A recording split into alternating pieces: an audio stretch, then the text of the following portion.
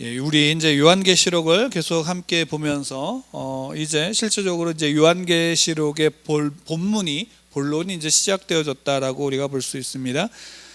실제로 이제 요한계시록 6장부터 심판에 관련된 인심판과 나팔 심판과 이제 대접 심판에 대한 내용들이 이제 계속 나오게 되어지는데, 우리가 이제 지난주까지 5장에 대해서 우리가 함께 나누었을 때 5장의 내용은 무엇이냐면, 이제 누가 인을 떼기에 합당한가, 합당한 분이 누가 합당한가 라는 질문에 대한 답으로 어린 양이 그 인을 떼기에 합당하다라고 이제 성경은 기록하면서, 또한 그 어린 양이 하나님이시다, 하나님이 받으시는 그 찬양의 경배의 언어를 통해서 하나님과 동등되게 그 찬양과 경배를 통해서 받으시고, 그렇기에 하나님이신 그분이 어떠냐, 인을 떼기에 합당하다라는 것을 이제 함께 나누었습니다. 이제 6장부터는 바로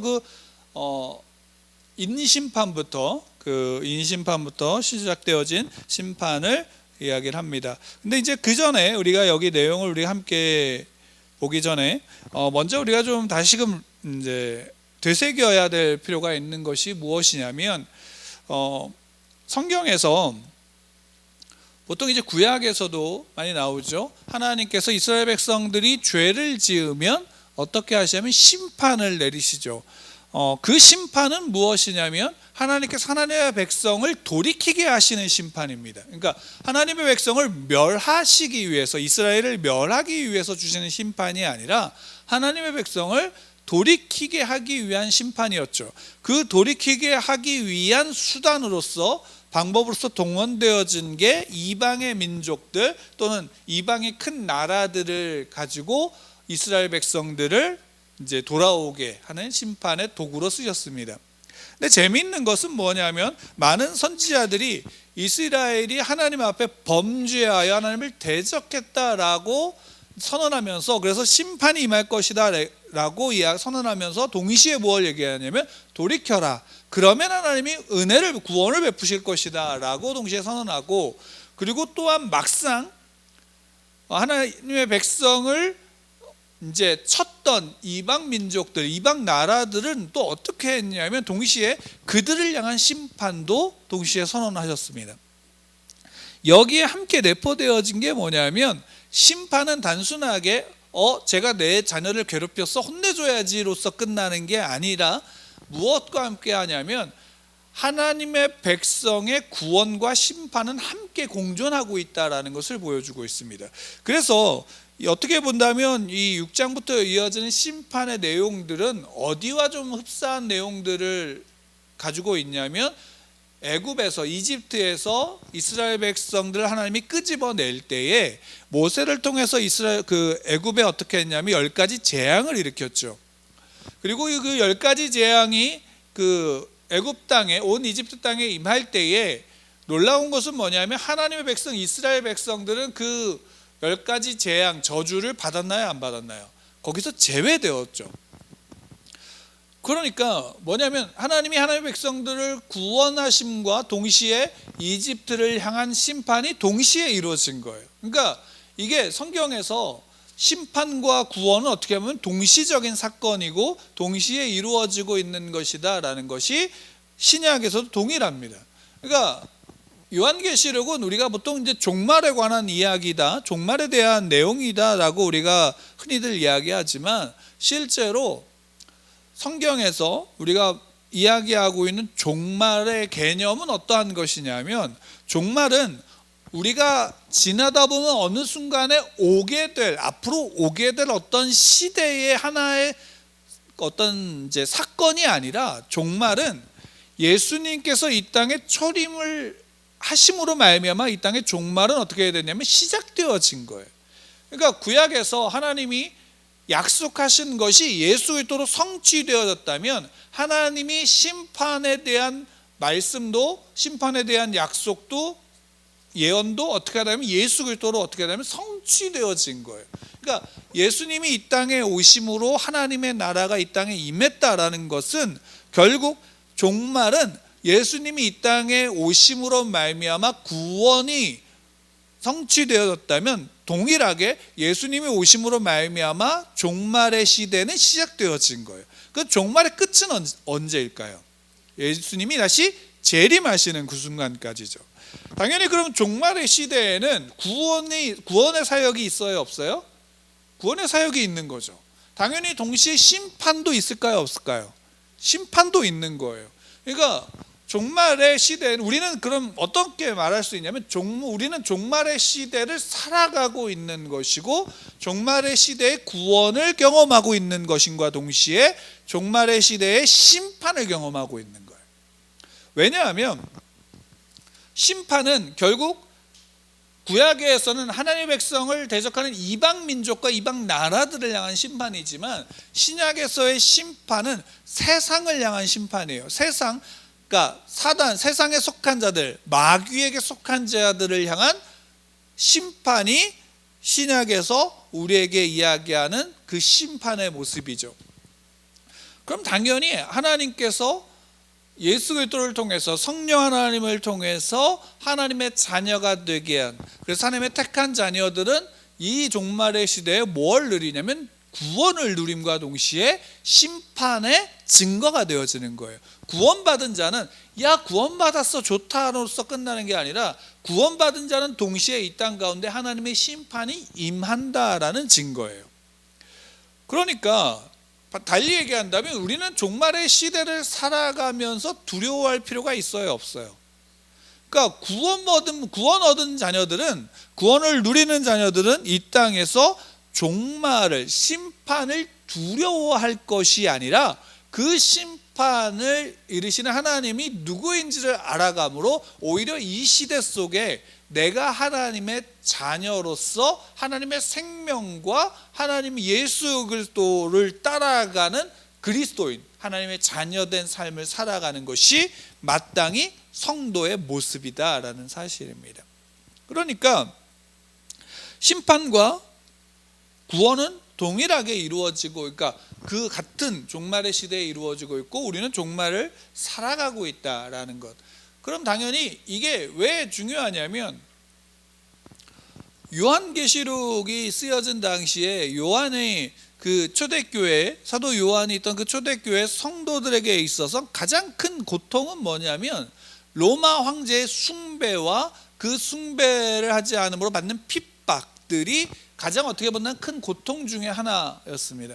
그런데 결국 이 종말의 시대를 살아가는 성도들은 단지 이 땅 가운데서 고통 가운데서 핍박받으며 살아가는 것으로 끝나는 게 아니라 하나님의 구원, 예수 그리스도의 그 구원을 누리면서 살아가고 결국 온전한 구원을 향해서 나아가고 구원의 자리에 있다라는 사실로 말미암아 어떻게 해요?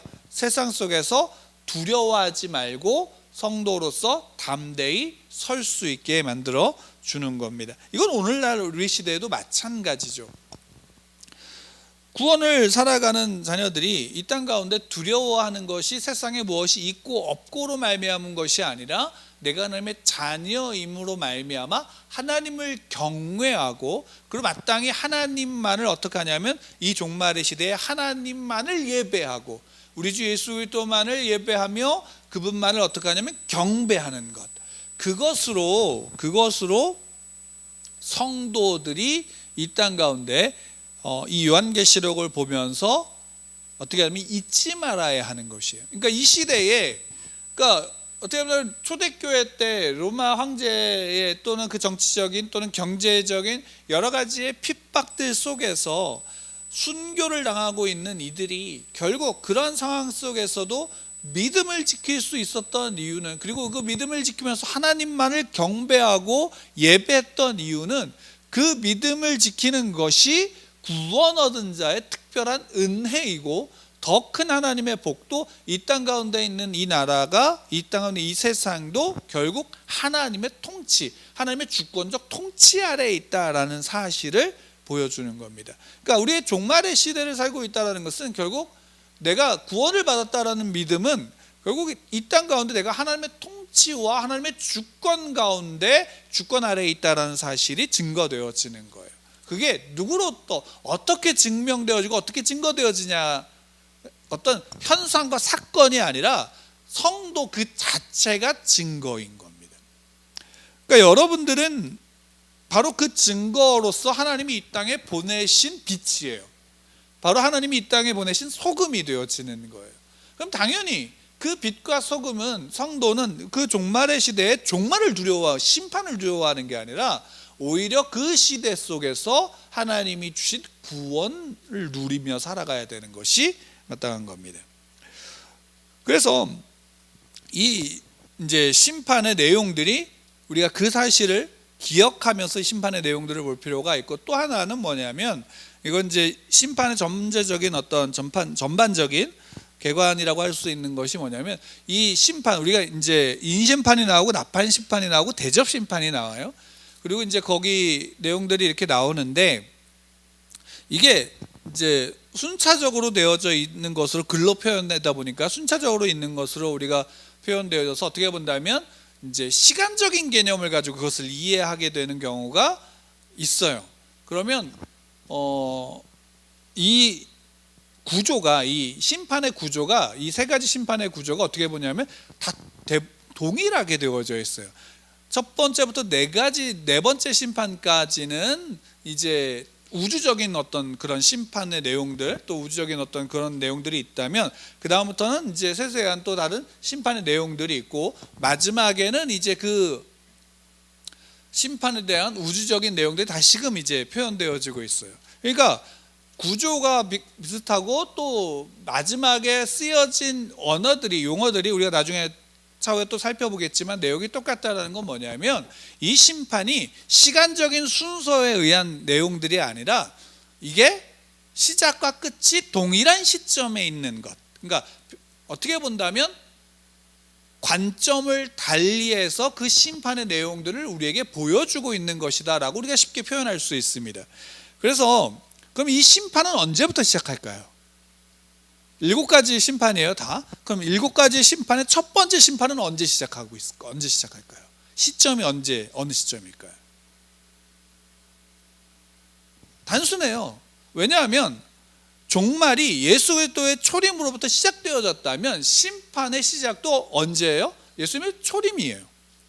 초림으로부터 이미 심판이 시작되어진 거예요. 그러니까 예수님이 재림한 다음에 또 다른 어떤 심판, 그거는 말 그대로 어떤 거냐면 온전한 재판의 끝을 이야기하는 것이고, 이 이제 인심판이나 나팔 심판의 대접 심판의 어떻게 보면 이 심판은 이 시대, 종말의 시대에 하나님의 심판이 무엇인지를 우리에게 보여주고 있는 거예요. 그러니까 첫 번째 인이 떼어지는, 우리가 이제 보겠지만 첫 번째 인이 떼어진 시점이 언제냐? 초림 때 예수님이 오심으로 말미암아 그 인이 떼어진 거예요. 그리고 그 마지막 인이 떼어지는 시점이 언제냐면 재림 때 그것이 온전히 완성이 되어지는 것. 그러니까 심판도 우리가 구원을 이야기할 때 이렇게 하죠. 이미와 아직으로 우리가 구원을 이야기하죠. 그러니까 우리가 이미 구원을 받았어요. 그러나 온전한 구원의 극치는 아직 아니죠. 하나님의 나라가 이미 임했지만 그 하나님의 나라의 온전한 극치는 아직 아니에요. 그거 마찬가지로 심판도 이미 임한 거지만 그 온전한 심판은 점점 어떻게 하냐, 극치가 오지는 않은 거예요. 그 완성은 예수님이 재림으로 온전히 완성이 되어질 거니까. 그러니까 예수님의 오심으로 성취되어져서 구원을 얻었고, 예수님의 오심으로 성취되어서 하나님의 나라가 임했고, 예수님의 오심으로 성취되어서 심판이 이미 이 땅에 임한 거예요. 그럼 그것이 온전한 극치의 완성으로 나아가고 있는 것이고, 그것이 이제 우리가 가지고 있는 시간의 개념 속에서 그것을 이해하게 되어지는 부분인 거죠. 그래서 심판이, 인심판이 이제 나팔 심판도 마찬가지고 대접 심판도 마찬가지지만 바로 그 시대, 종말의 시대에 임한 그 심판의 내용들을 우리에게 보여주는 겁니다.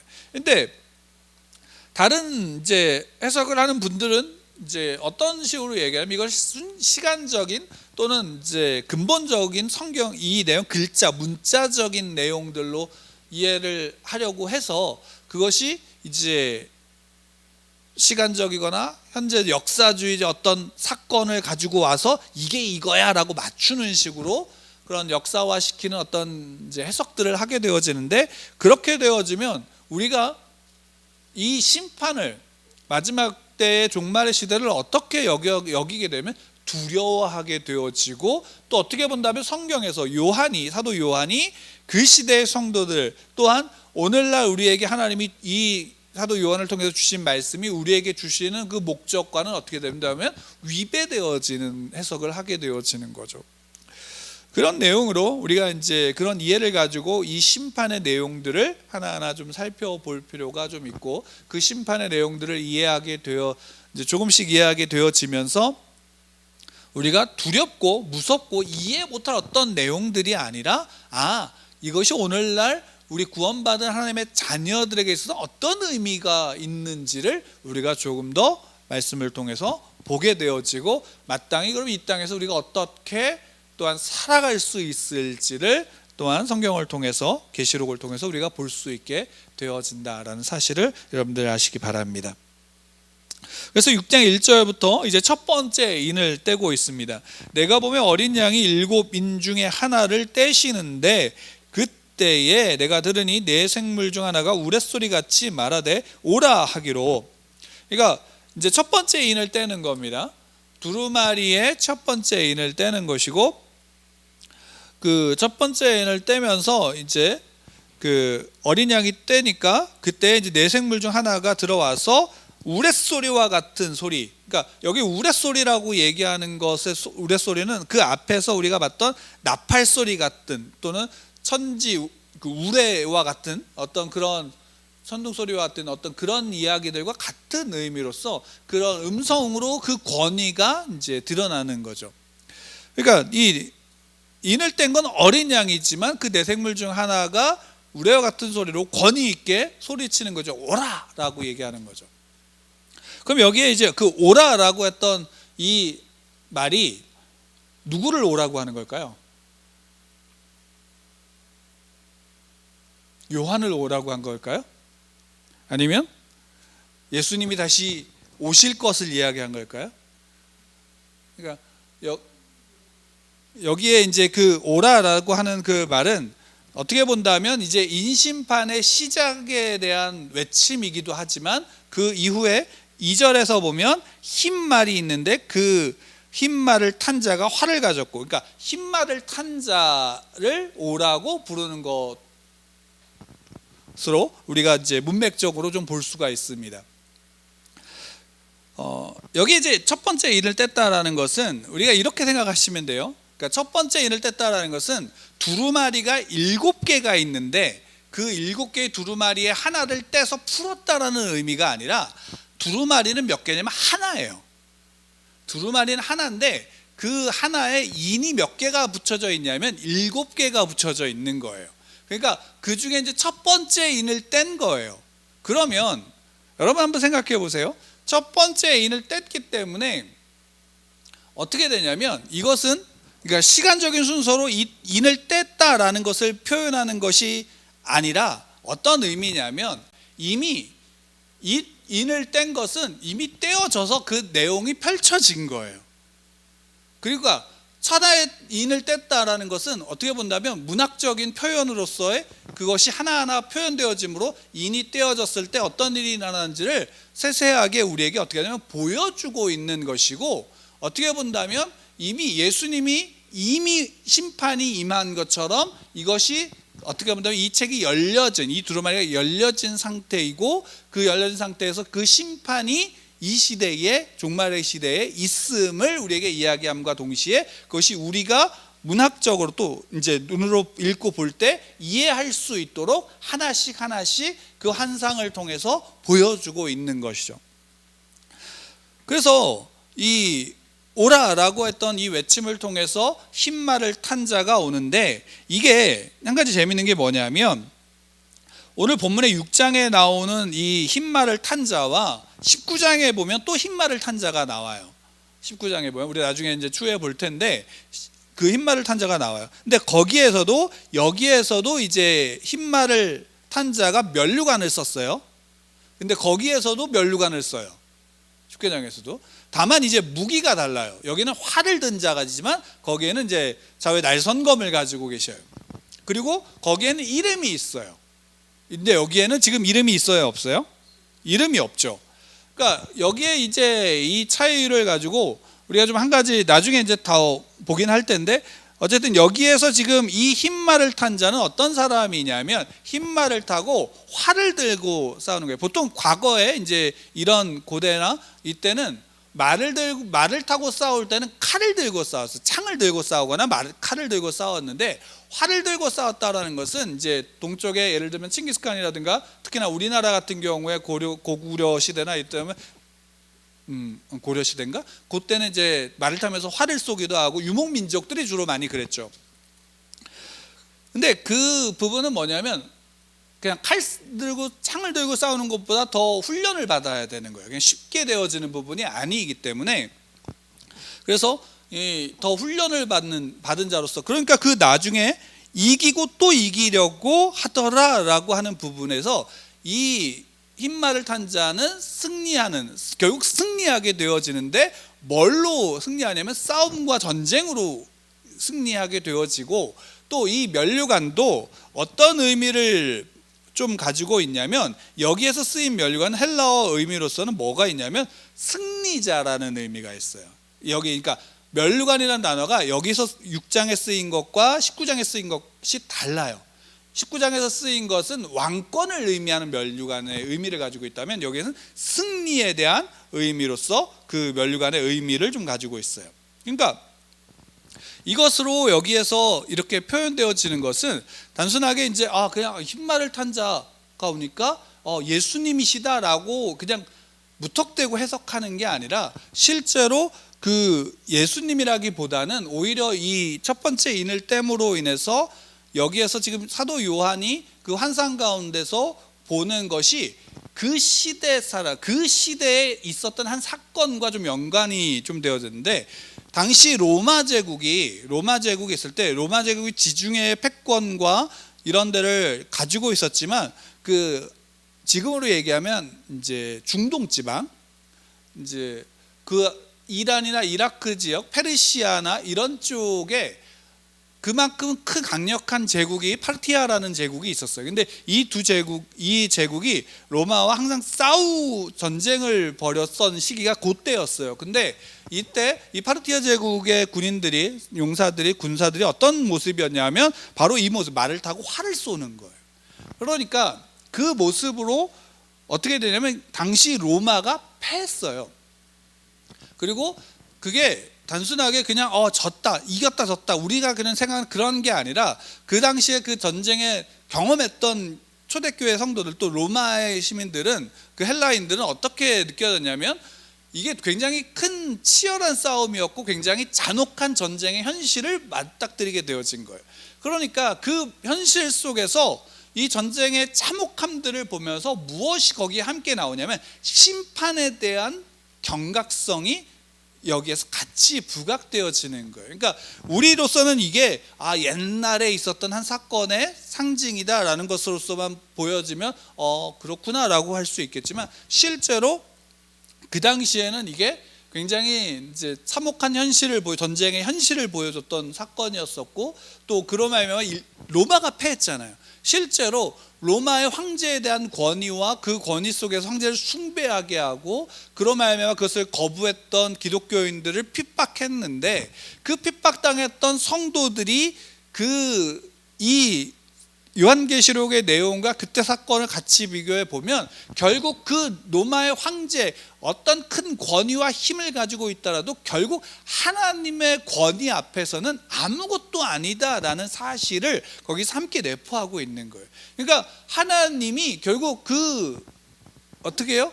하나님의 백성들을 구원하시고 하나님의 자녀들을 구원하고, 그 하나님을 대적했던 이방의 세상을 짓밟고 승리하시는 분이시다. 그 세상을 향한 심판이 있음을 함께 우리에게 보여주고 있는 겁니다. 그러니까 우리가 이 땅 가운데서 하나님의 자녀로서 살아가는 것, 그러니까 이 시대를 우리가 하나님의 자녀로서, 성도로서 살아간다라는 것이 무엇인가 라고 우리가 묻는다면, 다른 것이 아니라 결국 내가 믿는 분이 누구고 결국 내 삶의 주권이 누구에게 있는가라는 거예요. 그러니까 내 삶의 주권이 누구에 있는가라는 질문의 답은 결국 이 시대의 주권이 누구에게 있는 것과 함께 그 답이 같은 답이 나올 수밖에 없는 거예요. 이게 그리스도인의 특징이에요. 그리스도인은 이 땅에서 이 세상의 주권이 하나님께 있고 하나님이 다스리시고 하나님의 통치하심에 하나님의 뜻이 이루어질 것이다라는 사실을 믿는 거죠. 그리고 그것을 믿기 때문에 이 땅 가운데 하나님의 자녀들은 하나님의 말씀을 가지고 그 말씀을 지키며 말씀을 붙잡고 살아가는 거예요. 그러니까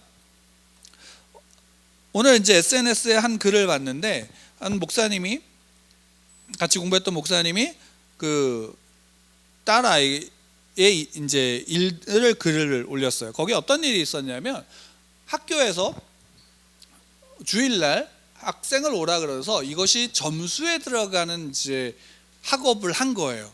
주일날. 그러니까 이제 목사님 딸이니까 또 그 안에 신앙도 깊고 그래서 아이가 자기는 주일이어서 종교강사 예배를 드려야 되기 때문에 늦게 간다라고 얘기를 했다라는 거예요. 그러니까 선생님이 그러면 상관없어. 대신 페널티가 있을까? 그러니까 점수는 안 좋게 나올 수도 있어라는 사실을 이야기했다라는 거죠. 여기에 교육자가 어떻고 교육 정책이 어떻다 이런 얘기를 하고 싶은 게 아니라 이런 일이 있을 때 우리는 어떤 가치를 가지고 무엇을 지키느냐가 우리의 신앙의 중심이다라는 사실이에요. 내가 그러니까 소위 말한다면 그리스도인들은 이 땅에서 복을 누리는 존재이다. 그래서 세상의 복을 누리는 존재가 아니라 그리스도인은 이 땅에서 손해를 보더라도 하나님의 말씀을 지키고 믿음을 지키는 게 그리스도인인 거죠. 그것이 그리스도인이기에 그렇게 살아갈 수 있는 이유가 어디 있냐면 여기에 있는 거예요. 이 시대를 통치하시고 다스리는, 온 우주를 다스리는 이가 누구이냐? 하나님이시다라는 거죠. 근데 실제로 우리가 우리의 믿음 속에서 하나님을 그렇게 여기나요? 우리가 우리의 믿음에서 하나님의 믿음을 지킨다라고 얘기할 때 하나님의 주권이 내게 있고 하나님의 주권적 통치가 임했다라는 사실을 믿는다고 하지만 정작 우리가 이 땅에서 살아갈 때 그 사실을 인정하면서 우리의 믿음을 지키나요? 아니면 내 필요에 따라서나 아니면 사회적인 상황 속에서 왔다 갔다 하나요? 필요에 따라서 상황 속에서 왔다 갔다 하거나 아니면 오히려 어떻게 본다면 내가 원하는 것, 소위 말하는 내 주권을 더욱더 강화시키려고 하는 모습들이 더 강하죠. 그게 어떻게 본다면 종말을 살아가는 성도의 모습과는 상당히 괴리가 있는 삶의 모습이다라는 사실입니다. 우리의 삶은 하나님의 주권 아래에 있습니다. 예수 그리스도의 주권 아래에 있습니다. 그리고 그분의 구원이 이미 우리 안에서 성취되어졌고 그로 말미암아 우리 하나님의 자녀로서 이 땅에 살아갑니다. 종말의 시대에 우리가 세상으로부터 받는 어떤 핍박이 있다면 그 핍박은 우리를 죽일 수가 없는 거죠. 왜? 만약에 그 핍박이 우리를 죽여서 우리가 순교를 당해야 된다면 그 순교는 어떤 거냐면 결국 하나님의 나라의 극치를 우리가 그 자리에 나아갈 수 있는 수단이 되어질 뿐이지 우리의 영을 세상은 죽일 수가 없다라는 사실입니다. 나그네 된 자로서 그리고 이 땅을 살아가는 성도라면 이 시대의 심판과 이 시대의 심판을 두려워함이 아니라 오히려 이 땅 가운데서 하나님의 자녀로서의 믿음을 지키는 그 믿음이 저와 여러분들 가운데 있기를 축원합니다.